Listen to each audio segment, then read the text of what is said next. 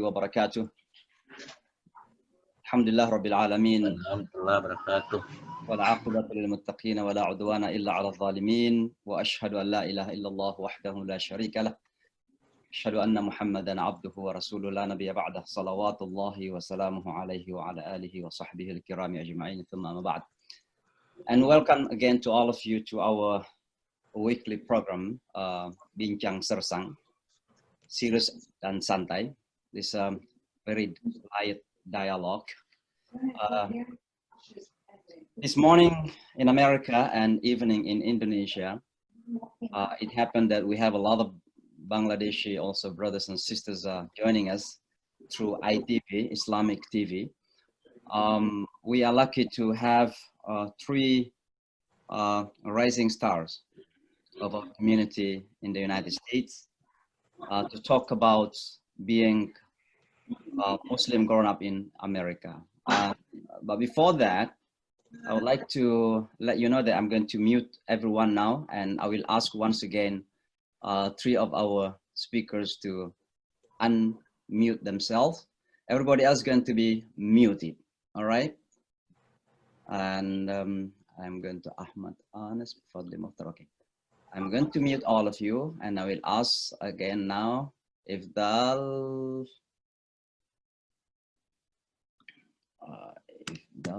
okay. I ask you to unmute yourself, if you can do it. Okay. Yeah, I unmute. Okay, now Fadli.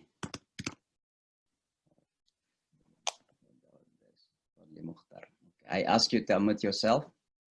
Do it. Great. Okay. And Ahmed.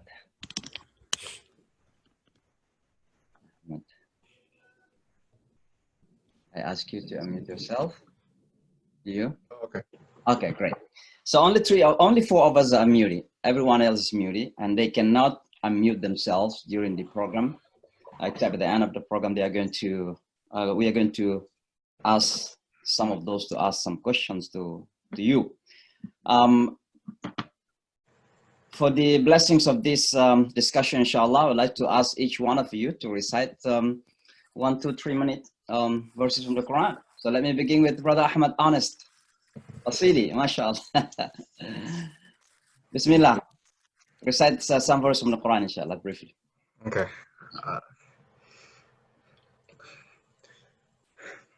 أعوذ بالله من الشيطان الرجيم. بسم الله الرحمن الرحيم. أرأيت الذي يكذب بالدين فذلك الذي يدع اليتيم ولا يحض على طعام المسكين فويل للمصلين الذين هم عن صلاتهم ساهون الذين هم يراءون ويمنعون الماعون. Fadli, read for us. أعوذ بالله من الشيطان الرجيم. واعبدوا الله ولا تشركوا به شيئا وبالوالدين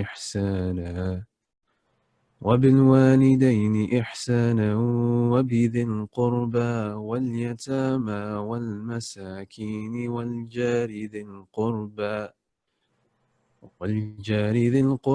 والجار الجنب والصاحب بالجنب وابن السبيل وما ملكت أيمانكم إن الله لا يحب من كان مختالا فخورا الذين يبخلون ويأمرون الناس بالبخل ويكتمون ما آتاهم الله من فضله وأعتدنا للكافرين عذابا مهينا. صدق الله العظيم. MashaAllah. Finally, Brother Ifdal, Imam Ifdal. MashaAllah. أعوذ بالله من الشيطان الرجيم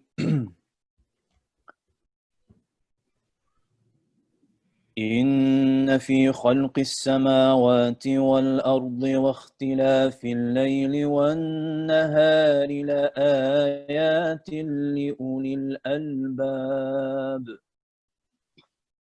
الذين يذكرون الله قياما وقعودا وعلى جنوبهم ويتفكرون في خلق السماوات والأرض ربنا ما خلقت هذا باطلا سبحانك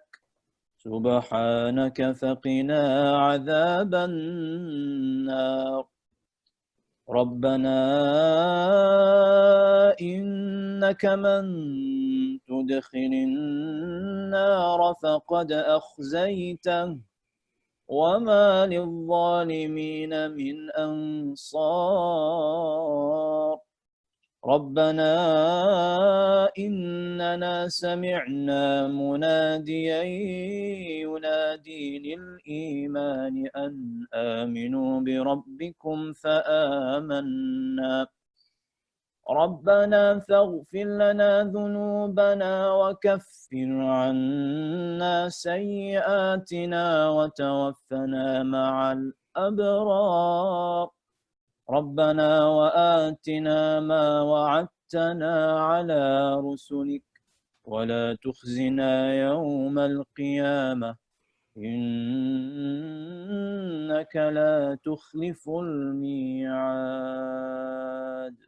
MashaAllah, MashaAllah, MashaAllah. Alhamdulillah, Alhamdulillah. May Allah subhanahu wa ta'ala accept from all of you. You know, when I see your faces, I can see, you know, the stars shining, you know, for our future here in America, inshallah. Particularly us as an Indonesian Muslim community, alhamdulillah. Brothers and sisters, as many of you have heard before, that America is known as the land of dreams. It's the land of opportunities.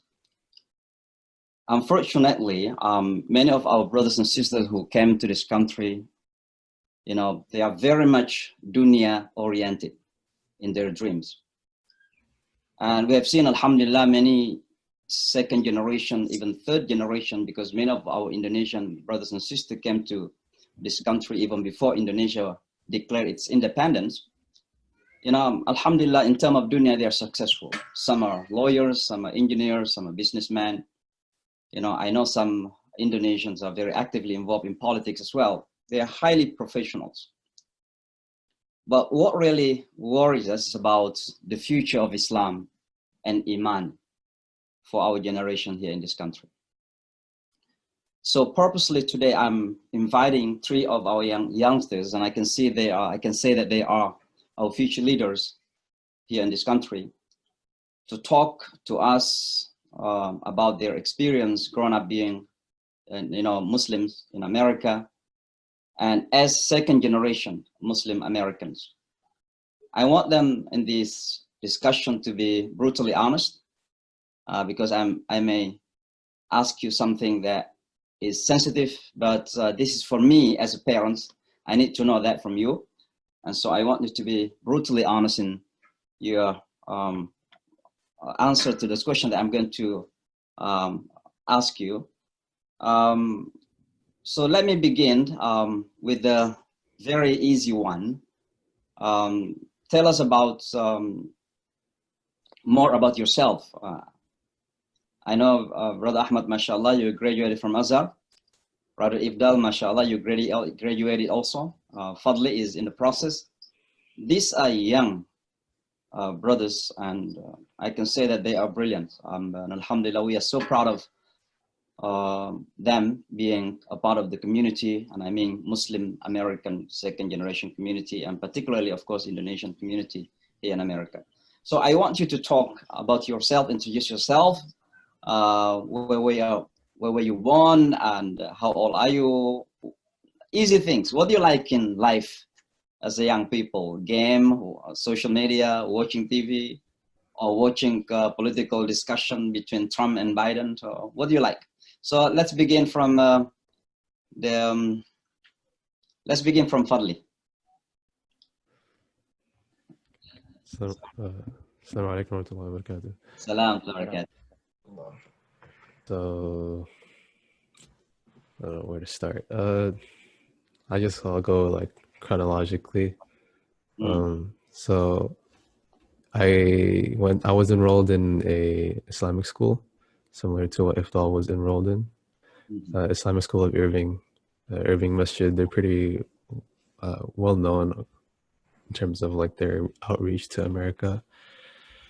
I was enrolled in their school until like second grade, I say, and then after that I went to a Tahfiz school in Arlington, not too far from Irving. I didn't move cities or anything, but I went there for I think about 4 years. Graduated, and then from there I went to a public school. They're called the Harmony Science Academy. They're pretty like popular in Texas, at least in terms of charter schools. Stayed there for the rest of my high school. You know, I got into athletics, so I played soccer throughout my high school and did all that. And now I'm graduated, and I'm inshallah planning to go to uni and get my degree in nursing. So it's a lot of twist and turn to my story, I guess, but that's what it is. Are you still speaking Indonesian, and do you still like Indonesian food? Oh yeah, definitely. yeah. There's times where like, you know, your identity is kind of challenged because of where you're brought up from, but yeah, you know, alhamdulillah, my parents have tried to instill the culture within me, you know, and not lose that aspect of like my identity, you know. Alhamdulillah. You know, Fadli is a prince because he's the only one in the family. He's a prince. Brother Ifdal. So talk something. Bismillah ar-Rahman ar-Rahim. I was born in Jakarta, Indonesia. I was born in Jakarta, Indonesia in 96. I'm 24 now, alhamdulillah. And I went to an Islamic school growing up, Islamic school in Irving in Texas, alhamdulillah, growing up. My parents, I was in public school only for the first few years of my life. And then I went to an Islamic school. And then at the age of, I want to say at the age of 11 or 12, I went to a Hifz program. My teacher is Sheikh Abdul Karim Ndoush. She's a Moroccan brother, mashallah. And I studied with him for 3 years. I finished in 2, and then I did 1 year for revision. And I finished when I was 14, alhamdulillah. I finished my Hifz in 14. After that, I finished high school. I went to college. I got my degree. And before I went to college, though, I studied Arabic for a whole year in the Bayna Institute. And over there, I really studied the Arabic grammar, Nahu, Sarf, Balagha, Tafsir al-Quran, things like that. And I went on to college. My major was actually computer science, but then I switched it to clinical psychology. And that year in Bayna really actually put me in perspective what I wanted to do with my life. You know, I was learning the text in Arabic and stuff like that, and I realized this is what I want to do going forward. And college really brought me where how could I use the Islamic sciences and the secular sciences and then produce different, be as benefit to society. So now, alhamdulillah, after I got my degree in clinical psychology, right now I'm doing my master's in Islamic studies in the Islamic Seminary of America, while at the same time I help with the community, with the youth especially. It's my specialty. I like to connect with the youth and show them that, you know, what their purpose is, or try to make them realize what they should be doing in this life and things like that. And I really like to get involved in masajid and stuff like that. And I also teach Quran at the same time. In terms of Indonesian, I speak Indonesian to my parents. I talk Indonesian with my parents. I text Indonesian with my parents. Alhamdulillah, I'm very fluent. Great. My parents never let that go. Alhamdulillah. When you say Islamic seminary, or which seminaries they're talking about? The Islamic Seminary of America. It's called TISA. It's ran by Yasser Qadi in Dallas. Naam, yes. That's why Yasser Qadi is moving to Dallas. Yes, that's why he moved to Dallas to open up that seminary. Wonderful. Do you still eat rendang? Oh, of course. I have rendang in my fridge right now. MashaAllah. Brother Iqbal just got married not a long time ago. I think it was in January, right? And, yeah, alhamdulillah. Ahmad, look at Iqbal. Marriage grows the mustache faster. Oh, yes, it does. I just need to get married, that's all. Okay. So, Brother Ahmad, let us know about yourself. All right, Bismillah. Salatu wassalam ala Rasulillah. My name is Ahmad Anis Kashiri. Ahmad Anis, I think the Indonesian, the SH is the Sod, so Qasi. Yeah. And I learned that, just going through phases of my life in terms of learning Islam and everything. So just a backdrop, I was born and raised in Los Angeles, California. MashaAllah, the brothers in the panel are from, the dirty South. I'm from the West, so alhamdulillah. And then I went to public school from elementary and middle school in California. And then after that, I was given the opportunity to go to an Islamic boarding school, Pondok Pesantren. I'm sure people are familiar with that. I went to Pondok Pesantren Darun Najah in Jakarta, in Ulu Jami. And so I spent my high school years over there, 4 years. As how madrasas go, you're learning Arabic, you're learning just all the Islamic sciences, tafsir, khat, hadith, ulum hadith, fiqh, all of that. And so that was like an introduction to me to pretty much, I guess it's like a culture shock as well. But me, alhamdulillah, just being there, I was used to going to, and I went to Indonesia every 2-3 years of my life. So I was used to the environment, right? Some people may not be as assimilated as so, right? So alhamdulillah, because I have lots of family there as well. So that was my 4 years of high school. And after that, once learning more into how Islam works and just being Muslim, and just wanting to seek more into, just learning, I decided to pursue higher education in Islamic studies. And I saw, many options from Medina, from North Africa, Syria as well. So I had lots of alumni from Darun Najah that went to Azhar. And I saw had the many, I guess, religious leaders in my area in SoCal that are from Azhar as well. So that influenced me to go to Azhar. And I just graduated last year, 2019, alhamdulillah. Now at the moment, I am continuing for an MA program at Bayan, Bayan Islamic Seminary. That's under Chicago Theological Seminary. So alhamdulillah, that's me at the moment. MashaAllah, congratulations. May Allah subhanahu wa ta'ala keep you all and use you for the deen, inshallah. I personally and all of us are so proud of you. And Sister Asya, thank you for suggesting sisters. I'm sorry that this program is planned very shortly, and I didn't have a chance to think about sisters to take part, but inshallah we're going to do for sisters as well, inshallah. But if you are involved, we're going to open a discussion at the end of this, like 20-25 minutes, maybe 30 minutes. So please do, sisters who are here with us, please do join, inshallah. All of you know that Islam is not an inherited thing. We don't inherit religion from our parents. We are Muslim not because our parents are Muslims. Of course, it is because of fitra that we have. It's because of the nature, the very authentic human identity, we may say in that way. Unfortunately, to preserve that identity is not easy. We are living in a very difficult, challenging environment. And so I want you to talk, your upbringing. You talk about going to Islamic schools, but certainly still the environment where you're living is so challenging. And so how it is for you to be able to keep on the path, let me say straight path. And how is the role of the parents in that process? And I want the parents to listen to this. How is the role of the parents in that process? Begin with Ifdal. Bismillah.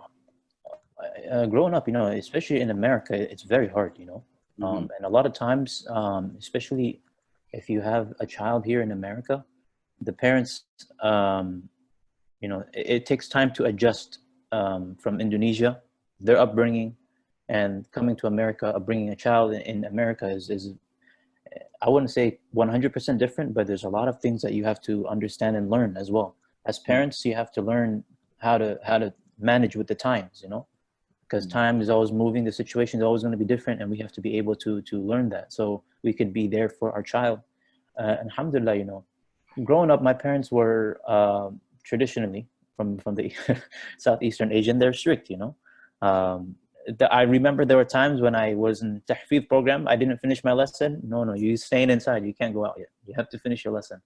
And looking back at that now, I'm older now. I'm married. That was very beneficial, you know. And I can't say okay, I didn't like that. Maybe at the time I didn't like it, but I found that very beneficial. But at the same time, I understand that, you know, my parents, I mean, I always encourage them to understand what, you know, what the times are offering, meaning like what are the problems the youth face today. If we don't understand that as parents, then we cannot be there for our kids fully, you know, because it's like trying to fit something, a circle nail into a square peg. It's not going to fit, you know. You have to understand what they're trying to face, and you cannot just expect the same thing over and over to work. So alhamdulillah, my upbringing, my parents were very concerned about my spiritual well-being, my Islam. Where was that going to be? My father, even to this day, he always says, don't stop seeking knowledge. Even though maybe you might be the most knowledgeable man in the planet, I don't want you to stop learning, because you're not. You know, people have done it before better than you. He always encourages me to seek knowledge. And I think that's something that I take today, you know, to be humble and always seek knowledge. Alhamdulillah. MashaAllah, MashaAllah, Alhamdulillah. How about you, Fadli? You know, is it something that, you know, a kind of self-motivation for you to, let's say, memorizing the Quran and, you know, pursuing the Islamic learning, or more from outside factor, let's say from your parents? In terms of that, it changes a lot, you know, because you're still growing, you're still like experiencing everything around you. I know when I moved to public school, it like the environment around me was completely different. Like I was completely foreign to it. I had to adjust to it. I was feeling and experiencing things that I've never experienced before. And, you know, there's times where you kind of like, you know, really question like everything you've done before, and you kind of like, you know, you're under this the sort of the people, and you kind of have to like cultivate the people that you are around. You know, you have to kind of see where you're like who you're surrounding yourself with, because it does what's it called? It does really shape who you are. And alhamdulillah, you know, with the help of my parents, you know, they've always like been strict with me and how I maintain my religion, at least my religion, you know, because that's like where the basis is. And if you don't have a strong foundation, then it's hard to even keep up with, you know, like other things like the Quran and, you know, so, you know, just things like waking up for Fajr every morning or going to the masjid, you know, on a consistent basis, it really helped me at least, you know, stay on that path, like you mentioned, and, you know, make my own decisions, because, you know, I can still like have the decision to not wake up for Fajr, or I can still be like, oh no, I don't want to go to the masjid today, you know, but like at some point you have to have that discipline within yourself. And from there on, you can, you know, grow from that and, you know, pursue other things within the religion. MashaAllah, MashaAllah, Alhamdulillah. Brother Ahmad, you know, a decision to go to study in the Pesantren Indonesia is, you know, I can say it's not easy, because you're thinking about Pesantren. You're thinking about food, you're thinking about your friends, you're thinking about a lot of things, you know, away from parents. But how that you are so bold, courageous enough to say to your parents, okay, I'm willing to go? Oh, bold, that's a compliment. I feel like just the whole scenario that was played out, because I guess I could put some background to that as well.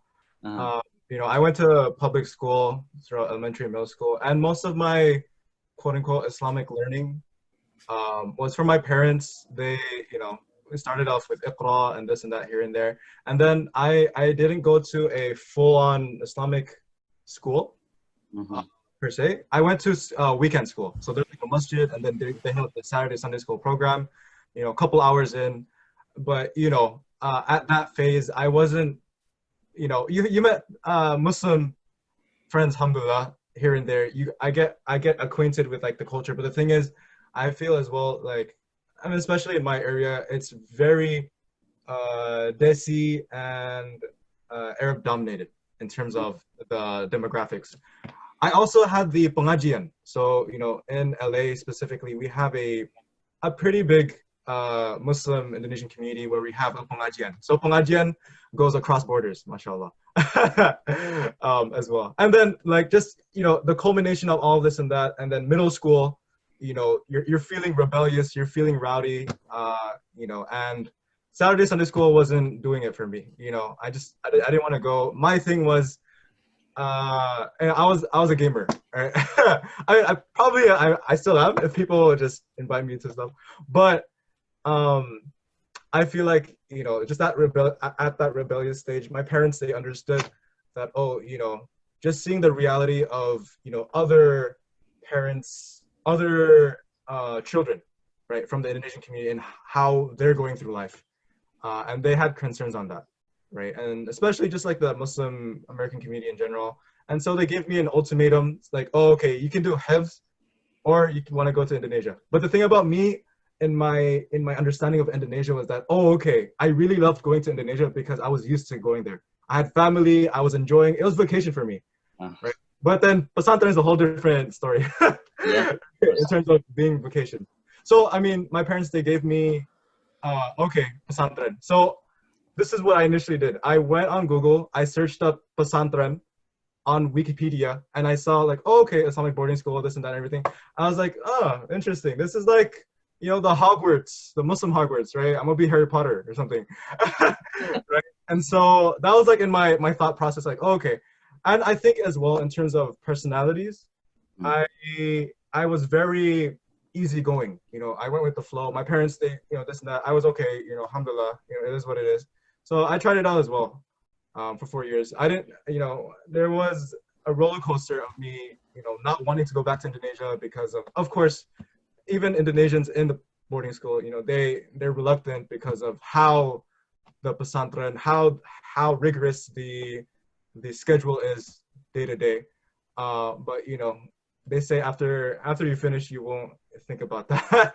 But that was the whole process behind that. So me personally, it was my parents gave the idea and I just stuck with it. I know there have been other Americans, like Indonesian Americans, that tried it, but the thing is, I feel like because of it being a very big leap, like as in a culture shock, right?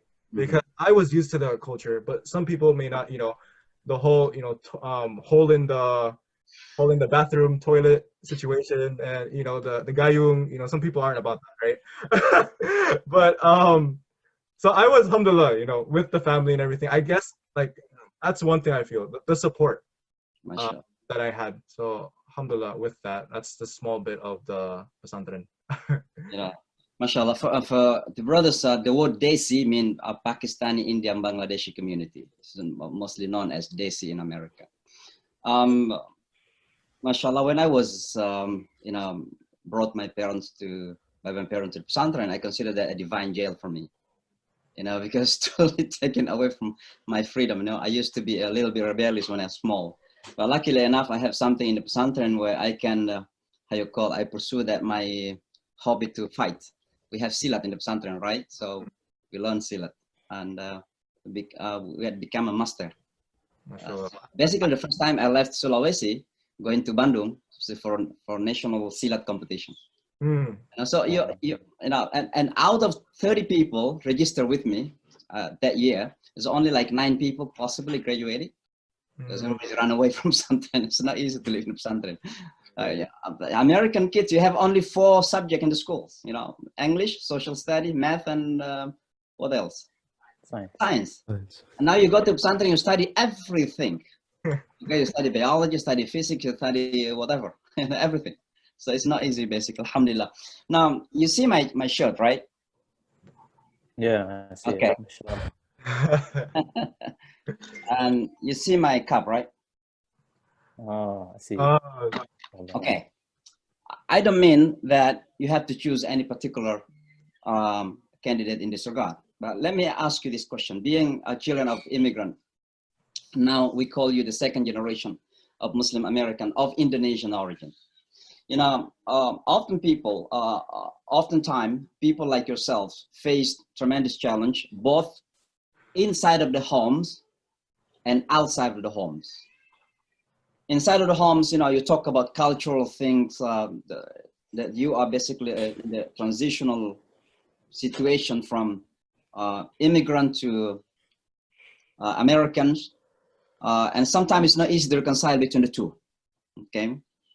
Your parents want you to be exactly like themselves. You know, I'm dealing with Bangladeshi people, and the Bangladeshi parents want their kids to be exactly culturally like Bengalis.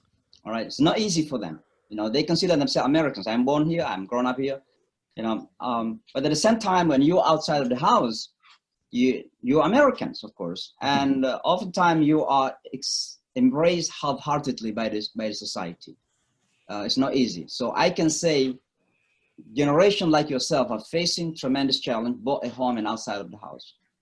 How do you reconcile all these challenges? It's not easy. You know, I can say that some young people are angry. They don't know how to respond to that.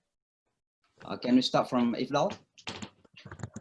Yeah, I mean, the challenges, especially identity-wise, it's very hard. You know, especially we're Indonesian and some people don't accept minorities. On top of that, we're Muslim. People don't accept the minority of a Muslim, or it's not even a minority anymore, but people just don't accept Muslim. And then, you know, what are you going to do about that with the whole propaganda against Muslims and people that don't look like the normal American, quote unquote, you know? And alhamdulillah, you know, this is where I say, alhamdulillah, Islam, Allah gave me Islam, you know? He chose us to be Muslim.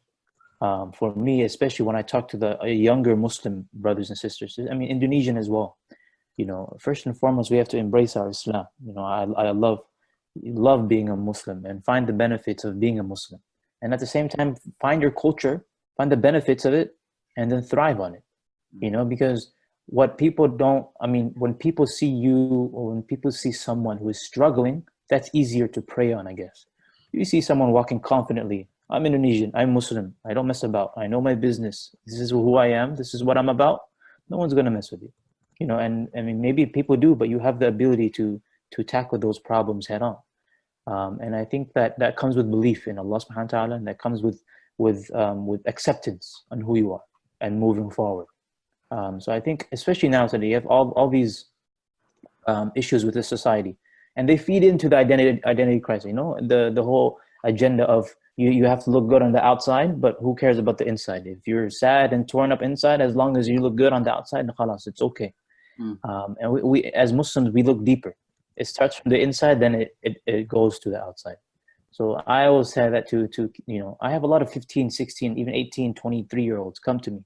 You know, Val, what would you do? I said, what I do is what other people before me did. You know, find peace within your religion, find peace within your culture, and be who you are, inshallah. All right. Fadli, had you ever encountered such special outside, you know, people seeing you as minority of minorities? You are Indonesian origin, but you looks like Hispanic, by the way. Yeah, I get that a lot. I remember the first time I went to public school. First thing, people did not know I was Asian at all. They thought I was Hispanic, you know. Yeah, so. Yeah, especially in Texas, a lot of Hispanic Muslim, right? Hispanic Muslim is growing in Texas. Yeah. Okay, so had you ever encountered such, you know, challenge? Yeah. I mean, identity-wise, I think like my biggest like character arc was through high school, because that's where I experienced like all these different like backgrounds. People came from all over the place, you know.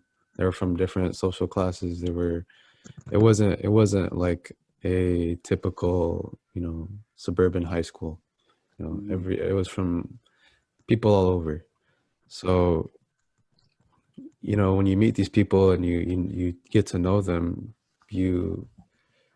it kind of puts yourself into perspective, and it also kind of also reminds you of like, where your parents came from, and the privileges that that like living in this country has.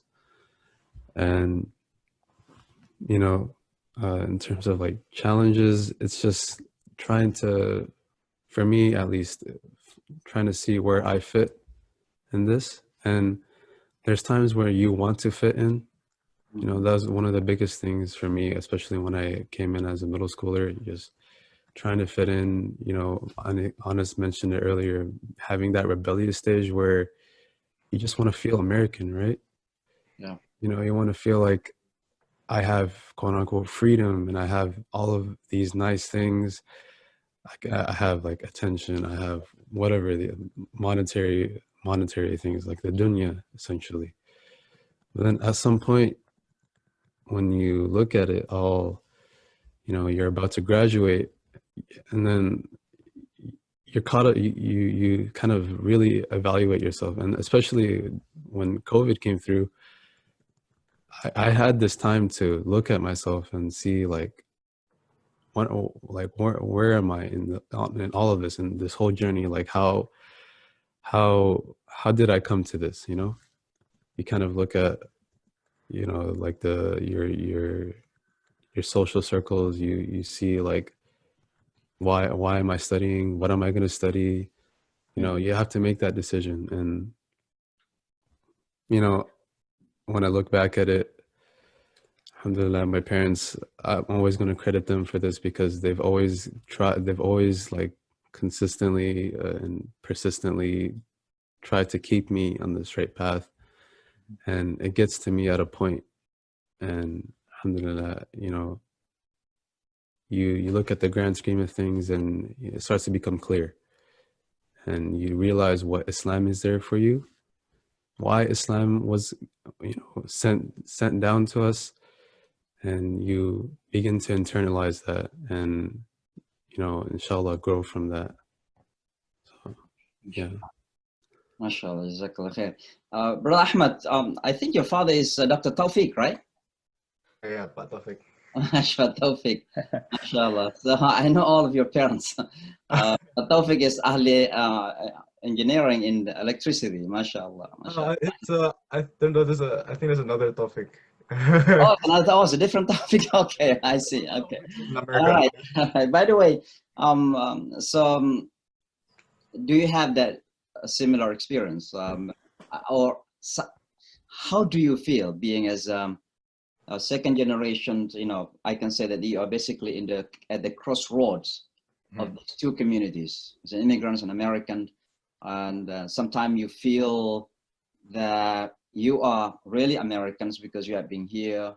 Either you're born here, but at least that you've grown up like Ifdal here, so you feel that you're Americans, but at the same time, your parents are immigrants, and your parents have that an idea that they consider ideals for you to follow. So sometimes there's a struggle happens, and I experience that a lot to our youngsters here. The crossroads.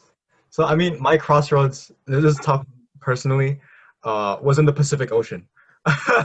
Because I went back and forth, right? I grew up in like until middle school in America, and then I went to Indonesia, and then I feel like, whoops, sorry, that's all my Fajr alarms, because it's 6 o'clock in. Oh, so you have to pray. Did you pray or not yet? I already prayed. Alhamdulillah. Oh, Yeah. okay. No, I just have backups. I see. Okay. But just me growing up in America, and also my high school years in Indonesia, I really had to see where I was as well.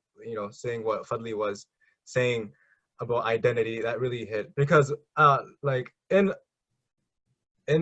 America, it was like, I was I hear like the second generation Muslim Indonesian community is quote unquote the invisible minority, where I mean, I've asked there was a panel about Islamic studies in higher education in America, I think from an IMSA program. And then I asked, what about, area studies in terms of the second generation Muslim American?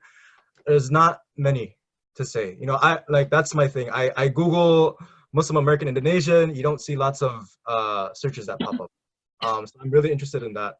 But like just me being in the pesantren as well, I had to kind of represent in a sense, like, oh, I'm coming from America. Like, I look Indonesian with everyone, but inside it's like, oh, okay, I have my ideals, I have my quote unquote freedom, and the way people think, the mindsets as well. So like when because I know in Indonesia they had a lot of this. I'm just seeing the rhetoric of really bold out there in terms of anti-Israel, even so far like anti-Judaism and so on and so forth.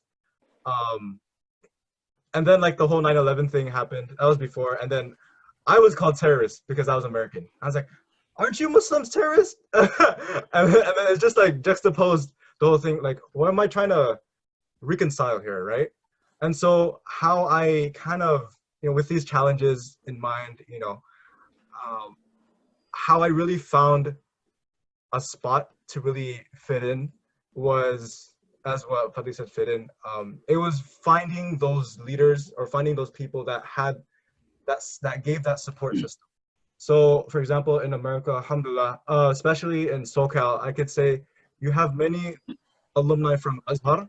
They were religious leaders, and they were from America, right? They grew up, they know the land, they know the people, they know the lingo, and then that really connected with me in a sense of how to navigate these challenges.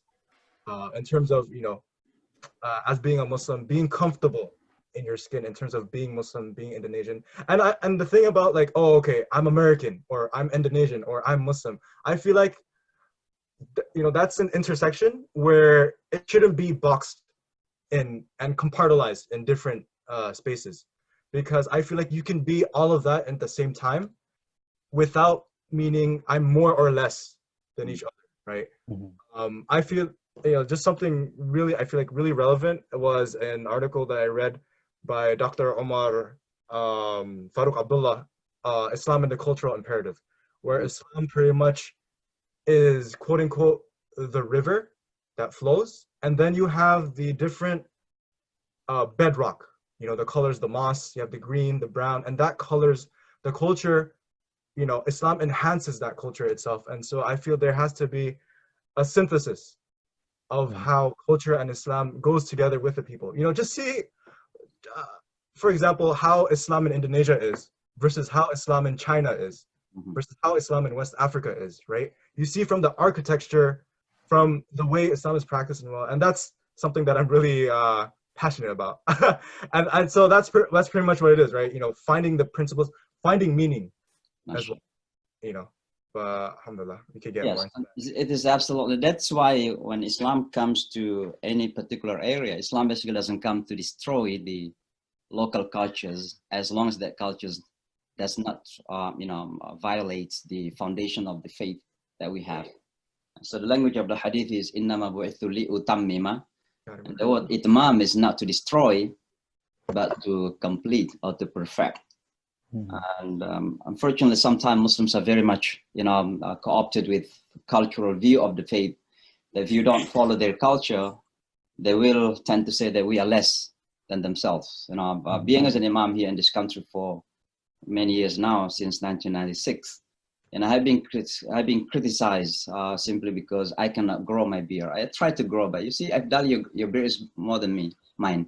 See? I've tried a long time ago. Yeah, that's right. So.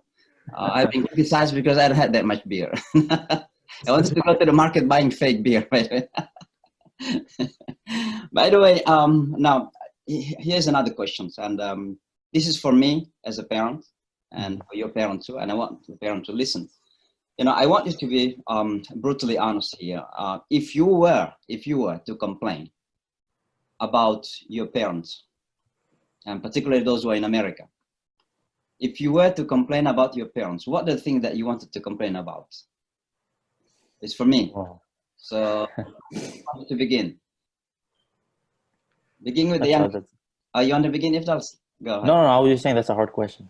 Okay, Fadli. I'd say the biggest thing, man, I think they're watching this too. Probably, I guess not like, I think if I mentioned this earlier, but it's like not going along with the times. Yeah. That's the biggest thing, I think, definitely, because we were brought up in America, but it's just not the same, it's not the same as Indonesia, like I go there like seasonally, like every 2 years and stuff, and I just know it's not the same, like in terms of how, the Americans live. And this, there's like so many different like aspects to daily life that, when you put them side by side, it's really hard to replicate it, on a daily basis. I think it's just. In other words, the parents must adjust themselves, Yeah. their mindset, their view about things. And so, do you agree that? Oh yeah, I mean, I've told my parents this, so if they're watching, they're just like, okay. So I don't feel anything. I've told them having a conversation with your parents really helps. But I told them, a lot of times you find Indonesian parents doing what they would do in Indonesia, how their parents would do with them, and you don't blame them. That's how they understood growing up. You can't blame them for that. My dad used to do this to me, so I turned out pretty good. I'm gonna do this with my child, and that's not a wrong mindset, But at the same time, the circumstances are different, and a lot of times, culturally, the parents do things and they worry about things that culturally make sense. Indonesians, there's a very famous term. Nanti kalau kerjaan itu nanti orang bilang apa, orang pikir apa. They're too worried about too much stuff like that. And in Islam too, you don't worry too much about what people are going to say as long as you're doing the right thing. And Indonesia, the women probably do something different than nowadays, or even the men do something different nowadays. So I've told my parents many times, in respectful, like, that's in Indonesia. But I guess the times now we have to adjust. And us like, when I become parents, when Fadli or even you, Said Shamsi, you understand the challenges that my son faces something I've never learned before. Where do I go to? Do I learn about it, or do I just, I'll go back to what I know? And I told my parents that, alhamdulillah, they understand. Okay. How about the Ahmed? SubhanAllah. It's the whole game of tug and war with the parents. I have to say, Rabbi Firli walidayya warhamhuma kama rabbayani saghira. In terms of the parents, the way of parenting, of course, I really resonate with Ifdal and Fadli in terms of how, you can't blame them for where they're coming from, right? Because that's how they grew up and that's how they understood the how-to, right? I feel like it's just the principles of, sticking with what is Islam in a sense, because sometimes they meddle with like the whole thing of like, seeing that, what people are going to say or this and that, like very cultural stigmas, right? And I feel like just Islam, if you have that, it does away with all of that. Like, for example, I know this thing in terms of the Indonesian community, it's a big thing, the debt culture, right? Utang piutang, you have debts with other people and so on and so forth. Me personally, I'm not about that, right? I don't want to play with people's money. I want to use my own money in my own sense of me owning, rather than, taking loans or so on and so forth. That's me personally.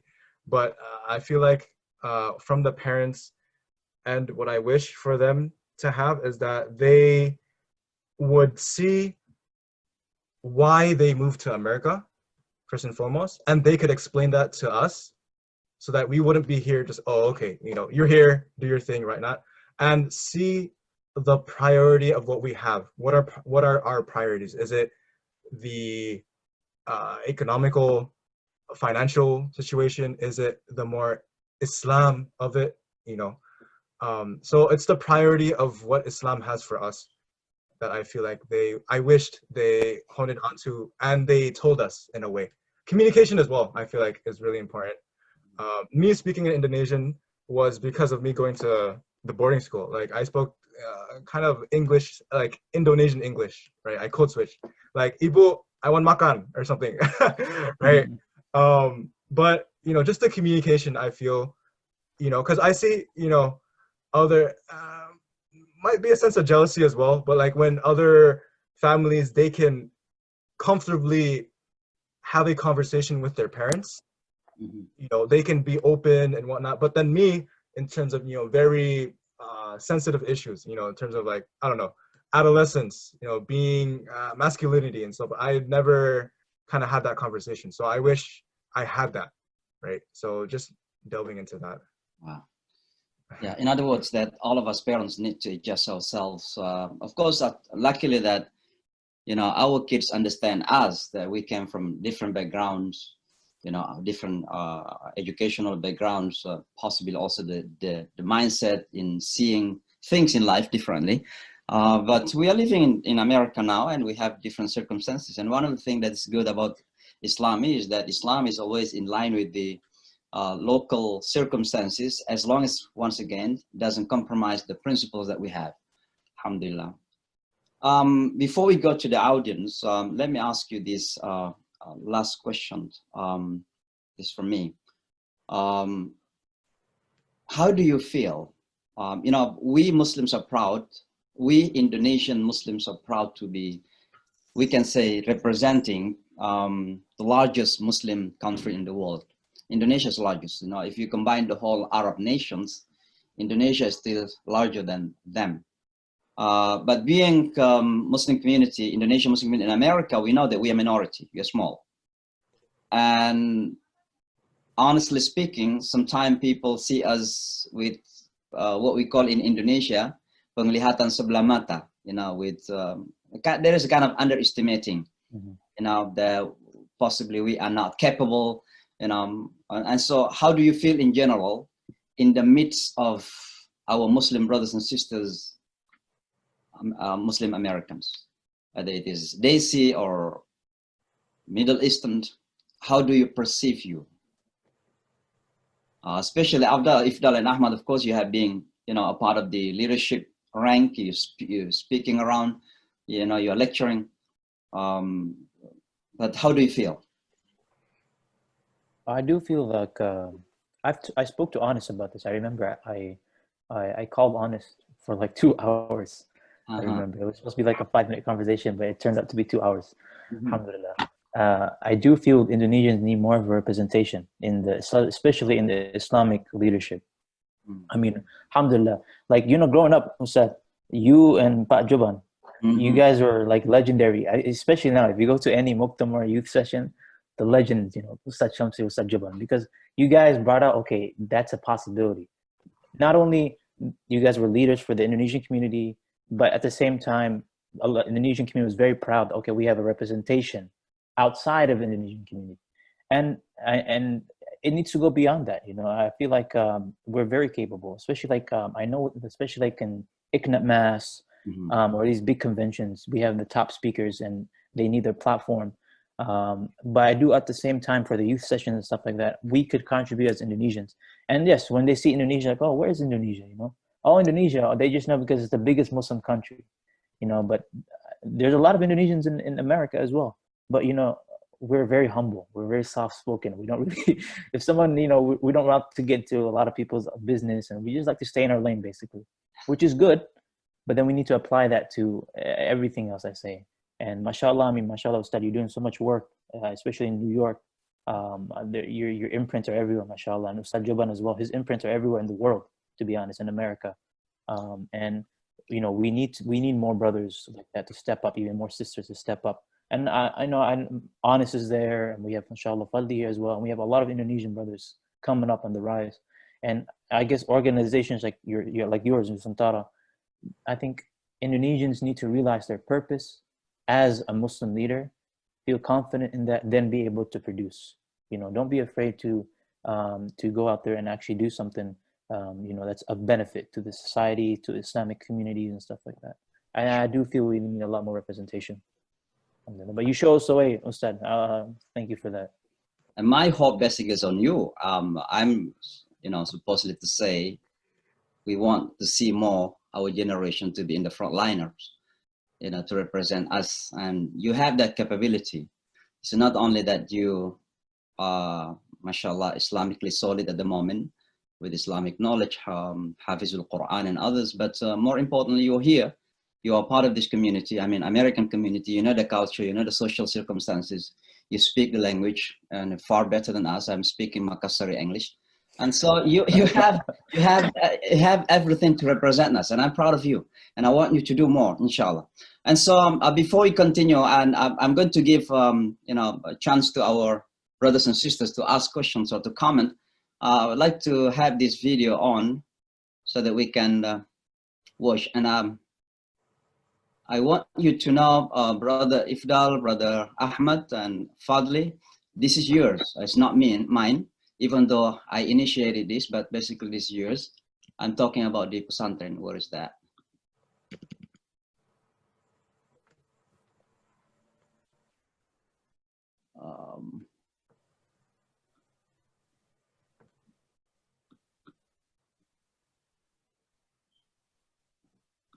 I'm still looking for the video.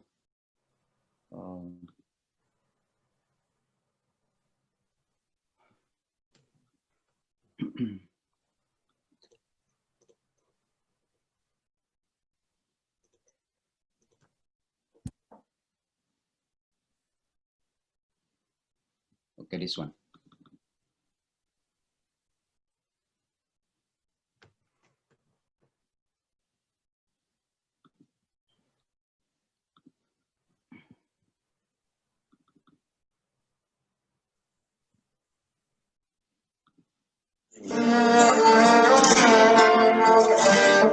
Dan berpeganglah kamu semuanya kepada tali agama Allah. Dan janganlah kamu bercerai-berai, dan ingatlah akan nikmat Allah kepadamu ketika dahulu masa jahiliyah bermusuh-musuhan. Maka Allah mempersatukan hatimu, lalu menjadilah kamu karena nikmat Allah orang-orang yang bersaudara. Quran Surat Ali Imran ayat 103. Allahu Akbar, Allahu Akbar.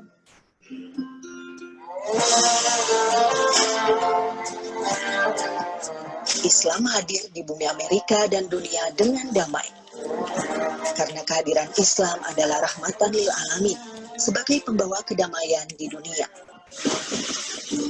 Sayangnya, sejak peristiwa teror 11 September 2001 yang dilakukan segelintir orang tak bertanggung jawab, kehadiran Islam di Amerika jadi disalahartikan. Imam Samsi Ali berusaha untuk menghilangkan stereotip tentang Islam yang sudah terlanjur terbentuk di tengah masyarakat Amerika. And so, let me say this.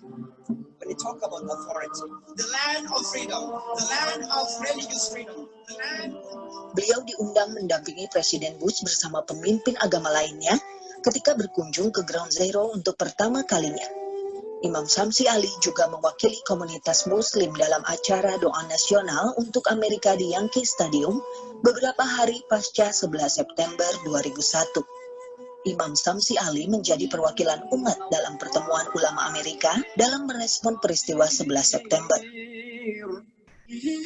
Usaha-usaha dialog agama yang beliau rintis sejak awal ketibaannya di negeri Paman Sam membuat ia dipercaya untuk mewakili komunitas Muslim dalam banyak perhelatan besar di Amerika. Imam Samsi Ali menjadi representasi wajah Islam moderat oleh dunia Barat. Kontribusinya pada dunia dalam hubungan antar agama mengantarkan Imam Samsi Ali menjadi salah satu penerima penghargaan Ellis Island Honor Award sebagai penghargaan tertinggi non-militer yang diberikan kepada warga imigran di Amerika. Beliau juga terpilih sebagai salah satu dari 7 tokoh agama paling berpengaruh di kota New York oleh New York Magazine pada tahun 2006. Lalu pada tahun 2017, Samsi Ali kembali terpilih sebagai satu dari 50 tokoh yang paling berpengaruh di kota New York. Imam Samsi Ali kemudian mendirikan Nusantara Foundation pada tahun 2014 lalu. Nusantara Foundation melakukan berbagai inisiatif, termasuk presentasi Islam dan Indonesia di berbagai universitas di Amerika. Rencana terbesar dari Nusantara Foundation adalah pendirian pondok pesantren Indonesia pertama di bumi Amerika. Awal tahun 2018 lalu, Nusantara Foundation berhasil membeli sebuah properti seluas 7,4 hektar di kota Modest, Connecticut, Amerika Serikat. Dan sejak April 2018, gedung-gedung tua yang ada di lokasi tersebut mulai direnovasi. Harapan ke depan pesantren yang bernama Nur Inka Nusantara Madani ini akan menjadi salah satu ujung tombak untuk memperkenalkan Indonesia, khususnya Muslim Indonesia, ke dunia internasional. Karenanya, dukungan berupa material maupun non-material sangat dibutuhkan untuk mewujudkan peranan penting Indonesia dalam peradaban Islam dunia. How does life treat you today? Alhamdulillah. Excellent. Mesmerizing. Allahu Akbar. Yes. Bismillah.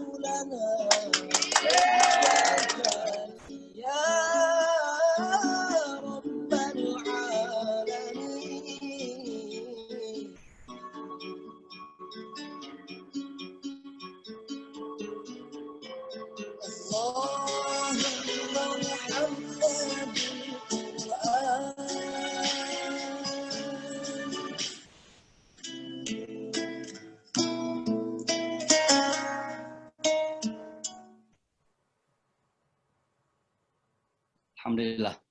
So this is the big dream that we have, and I want you to keep in mind that that is for you, Ifdal, Fadli, Ahmad. So inshallah, in the future, you have to take over that from all of us, because you know, that is a big dream for our community in America. We have 18.3 acres land. We have all buildings that have been renovated, ready to use, inshallah, and we are in the process of raising funds to build some other facilities. We plan to have a boarding school, but it's a long-term program plan, possibly, you know, 5, 7, 10 years, we don't know, Allahu Alam. But we have to begin our dream. Okay, so hopefully when you come to the east part of the United States, come and see the place, inshallah. All right, so now I'm opening the Q&A for our brothers and sisters who want to ask questions. Please raise your hand so I can unmute you.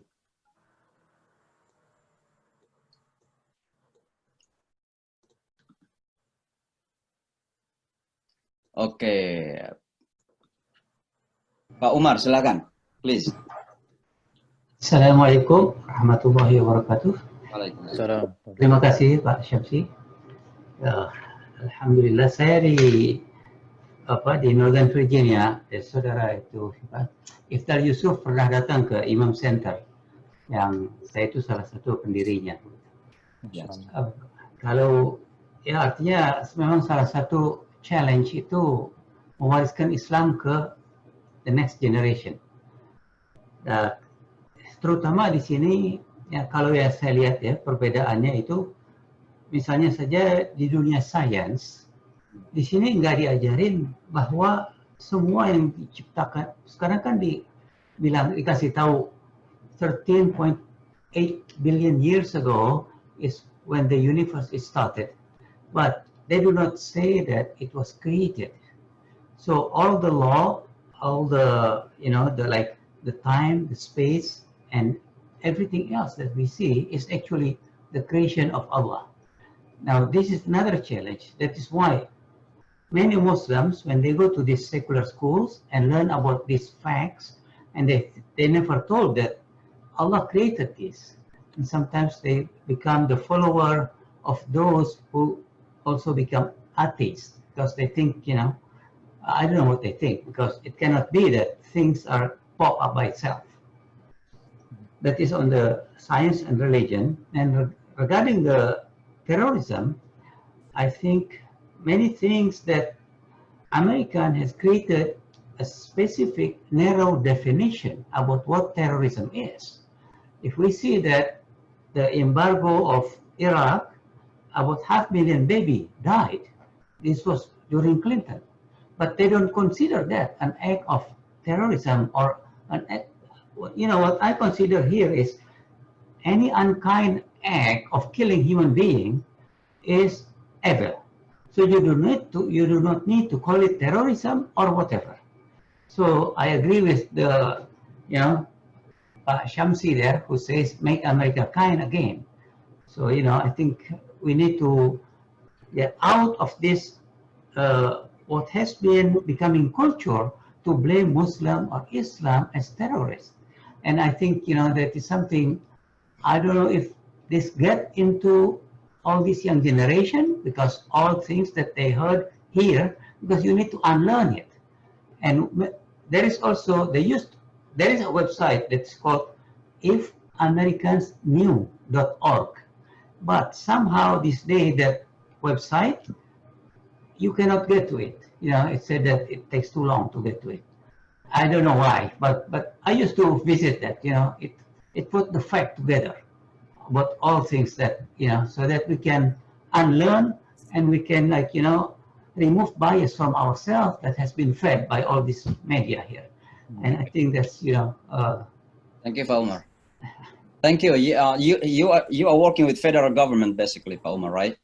I'm a consultant, for the federal government. Yeah. So you need to get advice to the federal governments about this. Oh, it is very hard. Any response for our youngsters, for our young brothers? Anything you want to say about that point? Yeah, honest. Oh, go ahead. Honest, I was saying your name. Go ahead, Sunnah. Oh, the thing about just understanding, I mean, I'm still, you know, this is a whole journey, right? When you're learning about Islam, it's from the womb to the tomb, is what they say, right? From the cradle to the grave. You're never satisfied in looking for truth. And so in terms of learning Islam and seeing how reality is with learning and whatnot, I feel there has to be a reboot in terms of Islamic education, how that's disseminated in, you know, our public spaces, our masjids, and just seeing how Islam really accommodates all, you know, all of these sciences, which is quote unquote considered outside of Islam, but it should be part of our daily, right? When we see the cosmos, when we see the inside of our bodies, all of this is all in the Quran as well, right? And so I feel like the integration is something that needs to be done. And I've seen some, you know, just on the institutional level, I feel, you know, many institutions are getting it right. You know, just in the US, for example, you have Medina Institute. I'll just name drop a few. Majlis, you know, Yaqeen here and there. So you have them that are working towards that goal of just synthesizing these knowledges and putting that together in the perspective of how Islam and how our quote unquote Islamic lens of reality is. I see. Yeah. Right. You done? Yeah, no, I agree with what everyone said. I think he said what I was going to say. Now there is a question here from on the chat. It says about something about the LGBTQ community, but in general, I would like to say this, and I'm asking you these questions. You know, I know that the tendency of at least being suspicious to the religion by the Muslim young generation in America is on the rise. I mean, many young people in America becoming suspicious of the faith. I don't want to say that they are leaving the faith, they are leaving the religion, but quite a lot. So atheism basically is growing within the Muslim community. And we can see that not only here in America, but also in the Muslim lands, even in Saudi Arabia. There are many people who are becoming atheists. And so a lot of questions that they have in minds about our faith. What do you think the main reason that our young generations are becoming suspicious of the faith? You know, I had a conversation with you know, one of my friends yesterday, and we were talking about the same issue that you talked about now.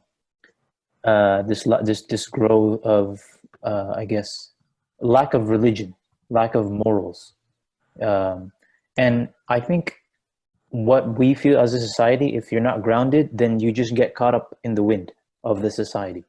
And then unfortunately what happens is if someone who isn't really strong on their faith, they get caught up in the notion of where, you know, nowadays, you know, the whole idea of what the society tells you today is, yourself is your biggest, I guess, deity. You worship yourself, meaning that whatever you feel good, that's what you should do. Whatever you think is right, that's what you should do. And with this kind of understanding, I think it takes away from the idea and concept of morality, that we have to believe that there's a law that says this is right and this is wrong. Because without that, how would you be able to, I guess, decipher what is wrong and what is right? Is it just because your own opinion? Things like that. And then when relating this is, this LGBT whatnot, and some people are even saying now it's genetically within. And as one of my teachers said, with this rule of morality, if you believe that there's a law that says things are right and things are wrong, then even though maybe that you want to do something wrong, it doesn't, and you feel like it's right, it doesn't validate what you think is whatever you're doing is actually correct. At the same time, none of this matters unless there is a seed in your heart. We wipe all this off the board unless there's some sort of iman in the heart. That's why if someone is losing their way in the religion, I always tell them, I always advise them, first of all, it's your akhlaq with them. Akhlaq, the best thing you can do is you be there for them. At the same time, you be their companion and whatnot for them. And after that is you try to plant the seeds of iman inside of them. You try to revitalize their faith, their belief in God and things like that. Then we can have these bigger issues of fiqh issues and things like that. If the aqeedah is not there, then I don't think there's a base to start with. I see. How about Fadil? Do you have anything to say? Had you ever encountered your own personal experience? Had you ever encountered within these last years of your life that you have big questions about particular issue in the faith? And what was, if you have? If I had any? Yeah. Yeah, I mean, everyone has questions, right? I mean, one of the biggest, like not pillars, but like one of the things that we should do as Muslims is to always seek the truth, ask questions and seek the truth. So yes, there were moments, where I questioned, like, why am I doing this? Because I think there's this growing mindset of individualism. I mean, this is what America was built on, right? This aspect of individualism and just caring for myself and not worrying about others, right? So like when you put that into perspective with Islam, the morals begin to get disrupted because you're only thinking for yourself, and the way you begin to live is completely different from what the religion tells us to. So I mean, Ifdal's answer to this was really good, and it brought me an insight into this. So I can't really think of it because I've had many questions. Yeah. The most basic question, I'm assuming a lot of the question that most people have, is there a God? Mm-hmm. Why is God doing this to me? I think a lot of high schoolers have this, because they're struggling, whether it is academically, financially. They're like, why is God doing this? Coronavirus, why is God, 2020, why is God doing this? Mm-hmm. And all these questions. Yeah. How about you, Ahmed? How do you respond to that Fadil, who said that we have a lot of questions? Basically, to be honest, we have to say that, even asking about, is there really God, and why God is doing this to, where is the justice of God, for example? How do you respond to that? I mean, I feel like just to unpackage all of this, really the first step is what Fadli and Iftar are reiterating to, is just that journey towards truth, right? Mm-hmm. You're always seeking, and once you're on that journey, you're really looking to see if you're finding meaning, right? In a sense of why am I doing this? Why am I praying? What is prayer for example, right? And that's something that people I feel like in the US they struggle with as well. And then like just to, I feel, you know, one of the ways of how I anchor myself, you know, just understanding who Allah really is and seeing how the religious leaders of my community, how they deal with this, right? I feel like that's really important in terms of mentorship, which I feel is sparse, right? It's, you don't see how like, oh, there's a generation and there's like the baton pass and like to navigate these issues, right? Because I feel like as a community in the US, we should have it where, you know, this can be in a space where it can be navigated with, you know, qualified people and just the guiding through, right? The walk, just taking your hand and walking through towards Allah subhanahu wa ta'ala is, I feel like, is really needed. Because sometimes, you know, what we're going through, we might feel alone in this and whatnot, but then there is a community out there, right? I feel like it just takes more organized effort in tackling these issues together. And so, you know, it would be way more easier than just repeating the same mistakes that goes on generation by generation, right? And I feel like that's something that we could really create as a narrative, as a second generation Muslim, Indonesian American, or what have you, right? Because the narrative isn't on the table yet, right? So it's like saying, if you're not on the table, then you're on the menu. Who's going to create that narrative, right? Is it us or is it them? You know, that's something that's in my mind. But yeah. MashaAllah. You know, one thing that I'd like to underline here, that having questions in mind is not necessarily wrong. Ibrahim alayhi salatu wassalam asked very fundamental questions. كيف تحيي الموتى, for example. You know, ولكن ليطمئن قلبي. I want peace in mind. The Quran itself challenges us. It says فَاسْأَلُوا أَهْلَ الذِّكْرِ. The word فَاسْأَلُوا means you have su'al. You have questions in mind, right? But don't keep it to yourself and don't come to a conclusion at the end of the day before doing an honest, deep research onto it. May Allah subhanahu wa ta'ala protect us and guide us, inshallah. Pak Masud, silakan, please ask your question. Or please do unmute yourself. Masud Nur.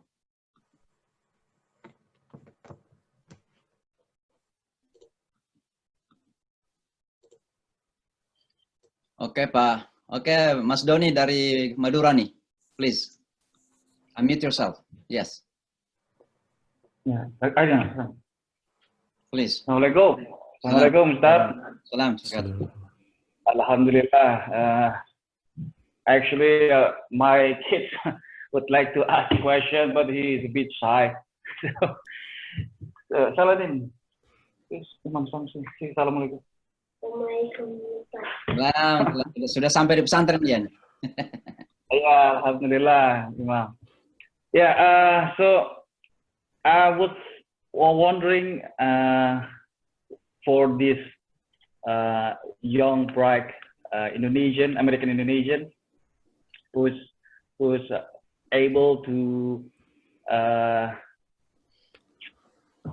can study in parallel with memorizing the Quran. So I was just wondering, and how do you guys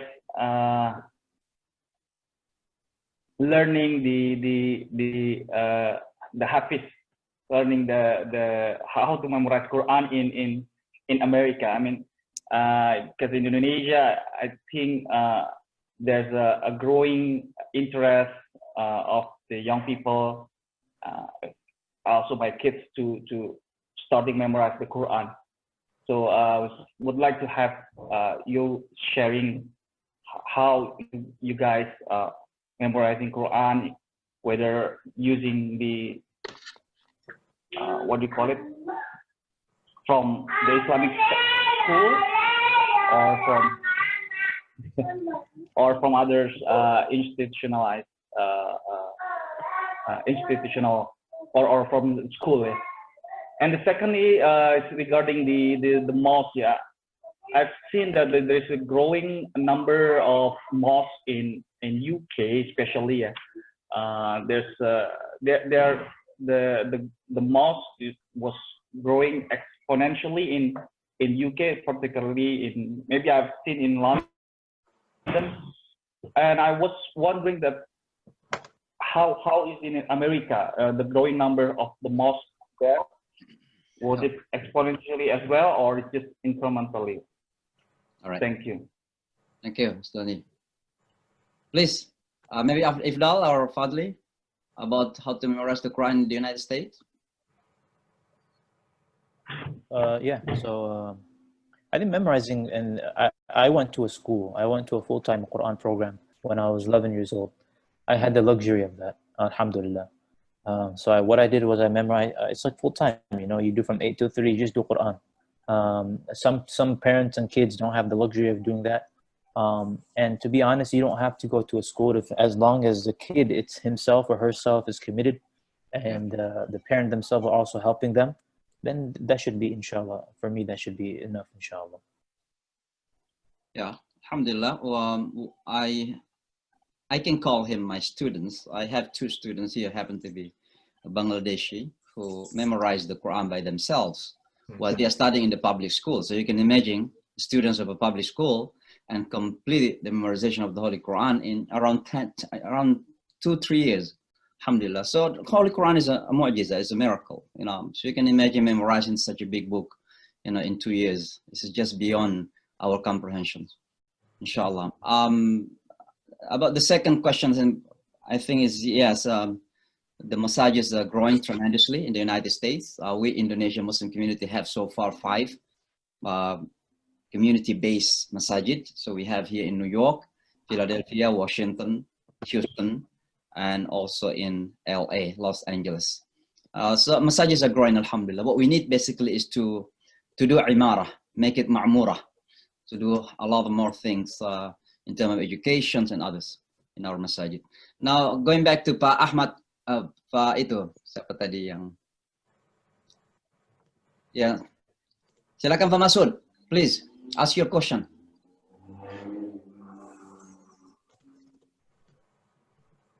Pak Masud, Masud M. Nur. Okay, I think you don't want to ask, so let me mute you. Let me go to Pak Syahril. Unmute yourself, Pak Syahril. Okay, please do ask your question. Pak Syahril Hermansyah. Yeah. Assalamualaikum warahmatullahi wabarakatuh. Salam. Thank you for the opportunity. I would like to ask something about how is the best way to spread dakwah in US in this kind of this situation, what's happening in US so far. Can you enlighten me how we can spread the dakwah of Islam in US? I think that's all from me. Thank you. Yeah. How do you think? Anybody wanted to respond to that? What is the best way to convey Islam in the United States? I think the best methodology of da'wah in the United States. So there's a lot of current issues going on in the States right now regarding a lot of, like, you know, social injustices and stuff of that sorts, you know, with the Black Lives Matter movement and stuff. I think one of the most well, an effective way, at least, is to, you know, stand up with these people and, you know, represent ourselves as Muslims, you know, supporting the causes. And I think that's one of the ways. I think maybe if Dollar Honest can expound on this. I see. Lance. Yes. Can you add something, Ifdal? Yeah, Ifdal, go ahead. I mean, yeah. I think what Fadli said.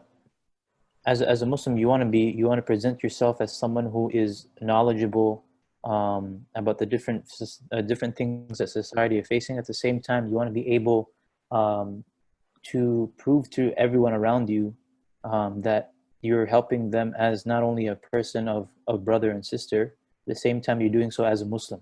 And this is what my religion calls me to do for. You know, the best form of da'wah was when the Prophet ﷺ, you know, what was his da'wah to the people that didn't, you know, that didn't believe in him. We know the story of the lady who threw trash on his doorway every day.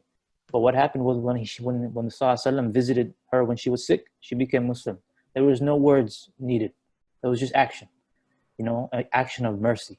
So I tell myself this all the time. How I conduct myself to people that are not Muslim, that's my first primary form of da'wah. How I conduct myself, my adab, my akhlaq, that is my da'wah.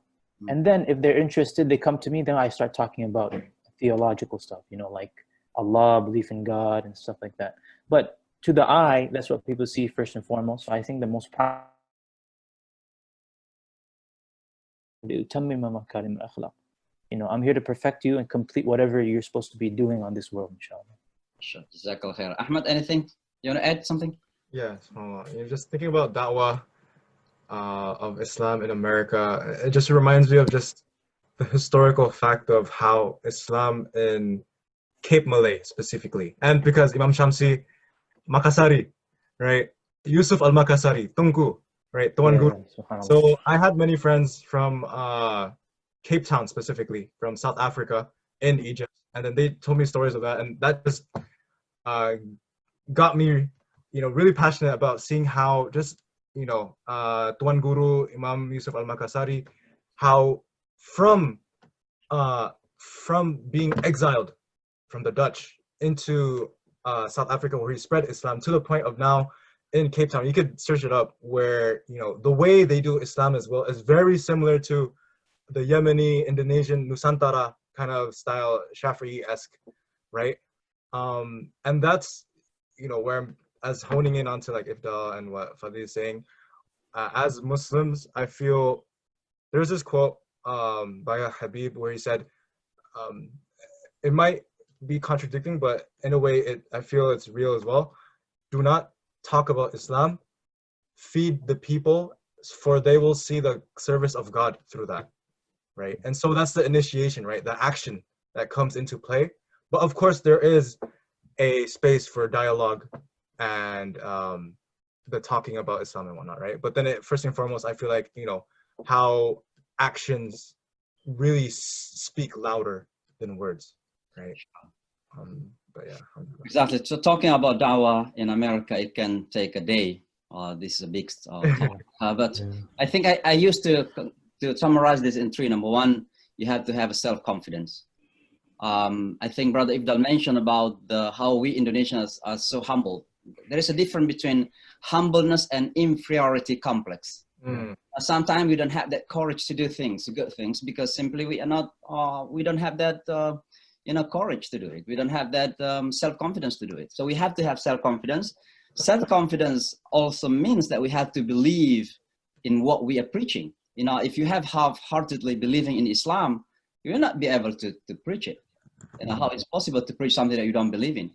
So this is self-confidence. Number two is communications. It's necessary. It's very important how to communicate, because communications really determines the phase of what you're talking about, the subject you're talking about. You know, how to convey, how you say it about it. And it's very important. And the last one is about being role model, you know, be example for them. And that's why Rasulullah SAW is uswa hasana for all of us. And to be a role model means be a part of their life positively. So be a part of their life and be the tools of change in the society. And that's why I had this, make America not only great, but also kind again. Like that. It's a part of being role model. Okay, Pak Dodi, silakan, please.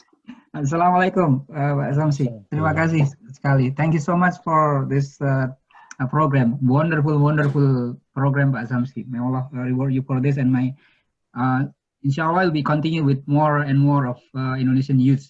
Okay, inshallah. Not only maybe have some communication between American youth and the Indonesian in America and Indonesia, perhaps. So that the transfer of knowledge, transfer of experience can be done quickly. Quickly on my question, I have two. The one, I think one of them is already somewhat answered. The first one will be now, again, I'm so proud of you guys. Fadli, Ifdal, Ahmed, I met Ifdal in Washington, D.C. when he was an imam. And but I'm, again, as a parent, really, really proud of you. And hopefully many kids will be following your footsteps, inshallah, including my son. So my question would be, I know you are in a crossroads of so many different paths, so many of them. I mean, between cultural knowledge, experience, language, so many, and also among the Muslim groups itself, you see so many different groups going around. I mean, in Indonesia, for example, you have Muhammadiyah, Nahdlatul Ulama, and this and that, and then also in the United States, then you see again so many different of this aliran, fikrah. Okay.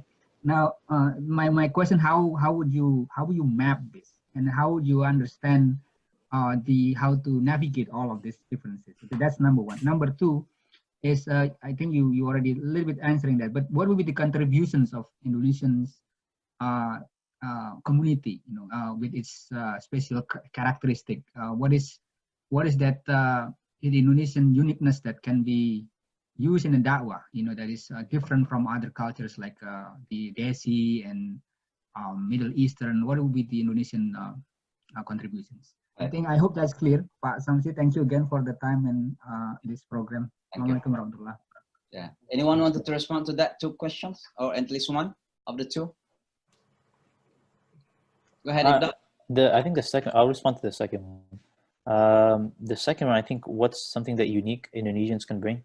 Well, subhanAllah, it's anytime you go on Hajj, you ask a Haji, what was your experience about Hajj? There are two types of people that tell you about: the Turkish and the Indonesians, and that shows how unique we are. And internationally, we're known as we bring this sort of, because if you've ever been to Mecca, I went to Umrah once. You see the talakung, all different colors. One group is yellow, one group is pink, and if you watch from the above, you just see them in a group. So we Indonesians, we're very known, to be, when we're close, we're very knit together. And at the same time, we also are very, we're humble at the same time. At the same time, we don't want to get, like Pak Shamsi said, we don't want to get that mixed up with, I guess, not being courageous. So I think that's something that unique we bring as part of our culture. At the same time, our culture is very unique. So how do we tie all that into Islam and mold it up into a way where we can produce to society? That's individually, that's where people's individual unique talents come to play. I can't be here like, this is the way Indonesians are supposed to be doing it. No, that's something people are supposed to figure out with their own special knowledge and their own talents.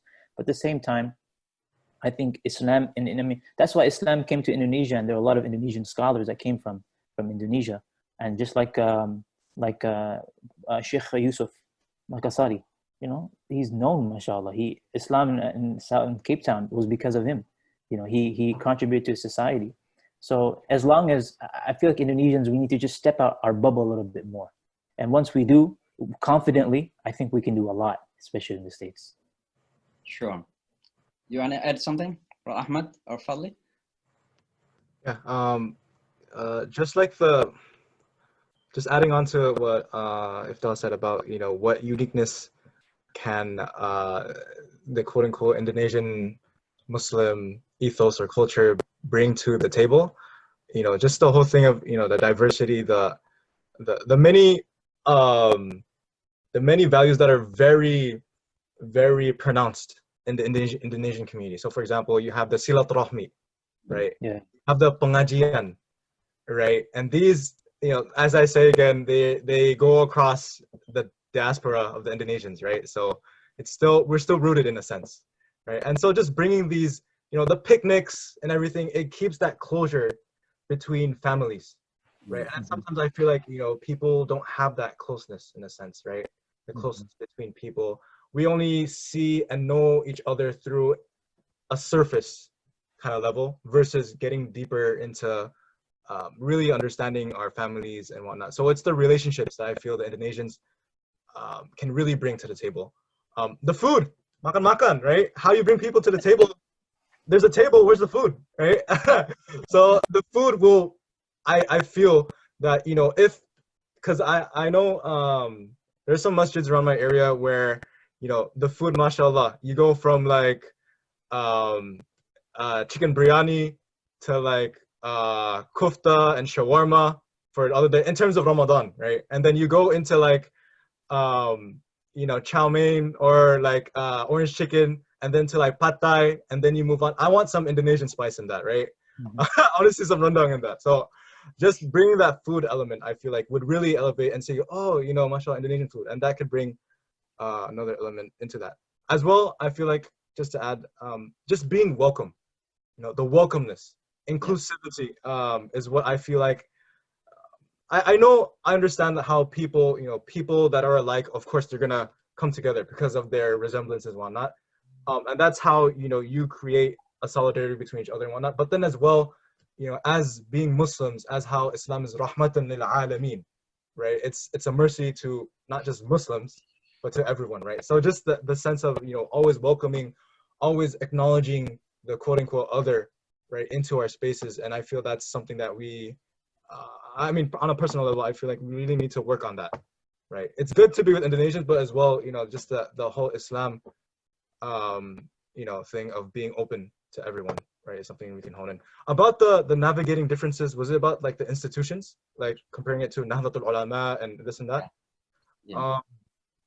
I feel like that is very on a high scale level of, you know, scholars and the religious leaders that are in that, in those circles, right? They can navigate and whatnot. And as for, you know, being the ordinary Muslim going to the masjid and so on and so forth, you know, just follow with your local masjid, right?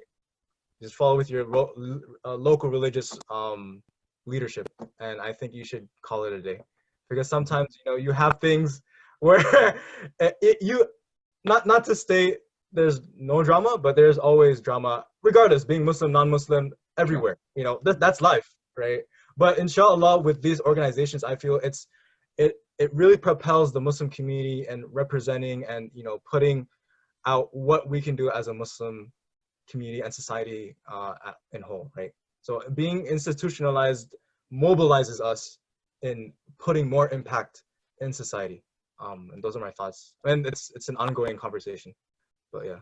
Yeah, in other words, that the American Muslims are mature enough in responding to different ideas, different interpretations within the framework of our faith. You know, Shafi'i, Ahmadi, Hanbali, Maliki. For example, I graduated from the Pesantren Muhammadiyah, and as you know, the Muhammadiyah do not do what we call tahlilan. For example, someone dies, you know, recite Surah Yasin.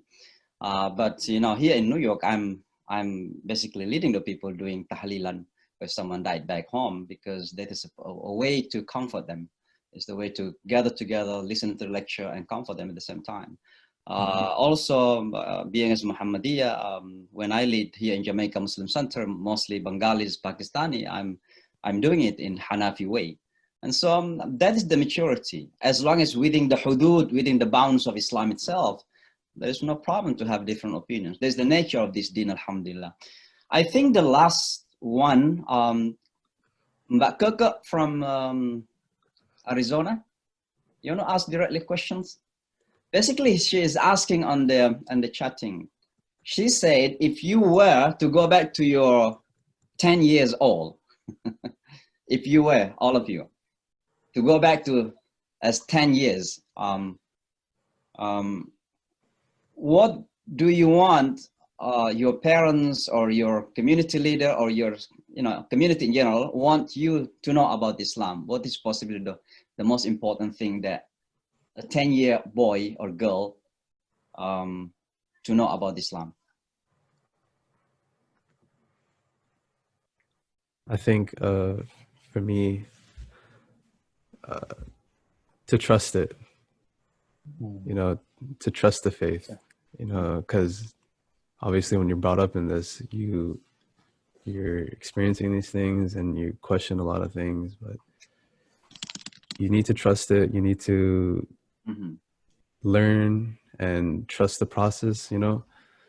But obviously, like, the journey takes you, and, you know, whatever, like my journey, I wouldn't change anything, you know, because I've learned a lot from it, and everyone has their own journey, and they learn different things from what they experience. But if I ever told my like 10-year-old self, I'd probably say, you know, trust the faith and don't waver away, because it can happen, you know. I see. Yes. Anything else from others? Okay. All right. I think the same thing. Oh, same thing. So it's just tarsikh al-iman, that is strengthening the faith. First, get the foundation, because everything is founded on a strong faith, inshallah ta'ala. Finally, this is the longest discussion that we had, basically. Finally, Pak Taha from Washington. Pak Taha, silakan di-unmute. Please, unmute yourself. Okay. Assalamualaikum warahmatullahi wabarakatuh. Thank you, Ustaz. Assalamualaikum, Ustaz. Salam kangen. Okay. My question goes to all of you, young guys, Ifdal, Ahmad, and Fadli. It's very short and sharp. As everybody knows that before we have a very serious problem with the racial issues. So we have also the issues of what is this? Islam hate. It's like phobia of Islam in Islam, and now it's a very booming issue about life. Black Lives Matters. So when so we can differentiate a bit two kind of human being in America: colored and white, right? Unfortunately, we are as an Asian community, we are in a colored. So when I come to my community in a Black American, though, we are the same. So we are black, they say. So what do you think about this? Is very booming slogan everywhere, even in a main street in beside White House. We have a very big banner of in a main road, Black Lives Matters. What do you think about that issues? Ifdal, Ahmad, and Fadil. Thank you. Thank you. Yes. I think it's very important now. Anyway, speaking about injustices to different races and different people, in all honesty, that's the Prophet ﷺ, he always concerned himself with that. And if we don't concern ourselves with this kind of issue, or at least do what we can, I think we're not rejecting, but we're not partaking in part of a specific part of the Sunnah, which is an integral part of the Sunnah of ﷺ. You know, so the Black Lives Matter, I think whatever we can do, first and foremost, we should educate ourselves. That's the first most important thing. A lot of people don't understand what it means, and then just speak out of turn. I myself don't like to speak too much about it, because I like to leave it to people who have a higher platform for it. But when I am told to, I have to study first about it, you know, and continuously learning from different African American brothers what it means to be racially profiled and things like that. So, you know, educate yourself and see what you can do in your community. Especially in your Indonesian community, in your workplace, in your family, what can you do to counter these kind of notions? And then go ahead and from there, inshallah. Anything to add, Ahmed, Fadli? In terms of BLM, I feel just resonating why the whole statement comes about from the ayah, وَلَقَدْ كَرَّمْنَا بَنِي آدَمَ, right, where Allah has dignified the human being, or the children of Adam, everyone, right? And so that's we don't see that sense of takreem for Black lives in America at the moment, that sense of dignity that Black lives are experiencing, right? And so that is, you know, as Muslims, it's an imperative, right? As how the Prophet ﷺ, how he exemplified his civic duties, you know, Hifz al-Fudul, right? Where, you know, he partook in helping society, right? And as Muslims, it should be a duty upon us to see that it's part and parcel, right? And just standing for justice, but as well as how, you know, reiterating back to Ifdal, how, you know, I really like this term, like we're standing up, but we're stepping back, meaning we're in solidarity, we're in support, but we're giving a space for the experts, you know, for the people that are experiencing it to really navigate that narrative and so we're there to support that in a sense, right? That's how I feel in terms of the whole situation in that sense. MashaAllah. Thank you. Fadli, any last word? Yeah, like what Ifdal and Anas was saying, like leave it up to the experts, leave it to the people that, you know, are experiencing it firsthand and they have extensive knowledge on it. But in the meantime, while, you know, you have these people, you should also, like, for yourself, try to understand it and learn yourself and empathize with the people that are experiencing these injustices, because, you know, it's really terrible, and it's a really sensitive thing, you know, seeing all these videos, and, you know, that's recently come up during quarantine. It's really hard to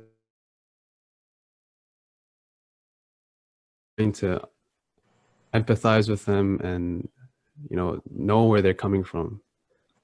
Only then will we truly you know, achieve like peace within all of the communities, and, you know, spread our wings. MashaAllah. Thank you so very much, Brother Fadli, for that last word. I just wanted to end with this, and thank you for Ahmad, for Ifdal, for Fadli once again for this opportunity. I think we learned quite a lot from all of you. As a parent, certainly I'm learning a lot what we have to do as parents to our children. I just wanted to say that, number one, as a part of this community, and I mean American Muslims of Indonesian origin community, we have a huge responsibility to take part in making everything possible to introduce Islam to our neighbors. And the most important is what Allah has given us, and that is our character as Indonesian. Easygoing and suka makan juga. This good character, basically, because through makanan we can invite the people to come and eat. And when we introduce our pesantren to our neighbors, you have to know that all our neighbors are non-Muslims. All of them are white, Caucasian, mostly Italian, Irish people. So you can imagine around the pesantren. But alhamdulillah, we invited them to come, and we give them satay, we give them rendang, we give them soup, whatever, and they love it. They love it. This is the way we introduce Islam, you know. And when Allah subhanahu wa ta'ala created some challenge in front of us, for us it's a means of da'wah, such as racial problem in America. For us, it's a door for us to make da'wah. That in Islam, alhamdulillah, we acknowledge the existence of races, different race. But at the same time, we know that there is only one race that we belong to, and that is human race. And so everybody is equal in Islam, alhamdulillah. And we Muslims must learn how to make ourselves equal to one another.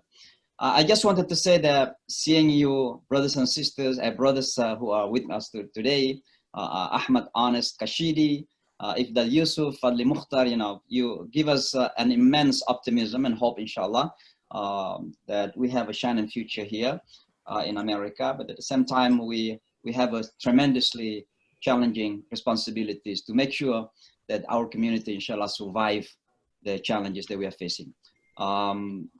Ensuring our future generation to the remaining Muslim is not only Imam's responsibilities, it's shared responsibility. Parents, Imams, Sheikh, community leaders, and community in general. And so we hope that, inshallah, that we can play our important role for that, to make sure that we have, inshallah, a good future for us here in America and in the world in general. I would like to thank you once again and thank our participants. We have over 100 always. It is almost two hours. You know, this is the longest one. You know, and and we have a lot in Facebook as well. You know, and YouTube as well. So may Allah subhanahu wa ta'ala bless us all. May Allah subhanahu wa ta'ala accept from all of us. For those who are in Indonesia, selamat istirahat. Mudah-mudahan Allah memberkahi insyaAllah kita semua. Dan thank you Ahmad, Ifdal, Fadli. Say salam to your parents, to your family insyaAllah. Jazakumullah.